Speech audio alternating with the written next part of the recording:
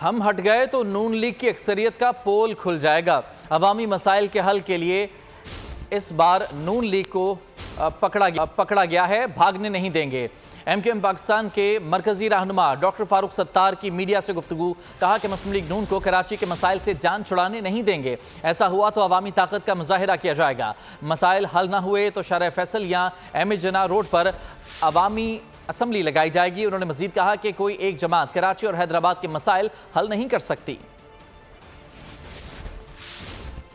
MQM के रहनुमा doctor Farooq Sattar, जिन्होंने मीडिया से गुफ्तगू की है, कहा कि अगर हम हट गए तो नून लीग की अक्सरियत का पोल खुल जाएगा। कहा कि अवामी मसाइल के हल के लिए इस बार नून लीग को पकड़ा है, भागने नहीं देंगे। एमकेएम पाकिस्तान के मरकजी रहनुमा डॉक्टर फारूक सत्तार, जिन्होंने मीडिया से गुफ्तगू की, कहा कि मुस्लिम लीग नून को कराची के मसाइल से जान नहीं छुड़ाने देंगे।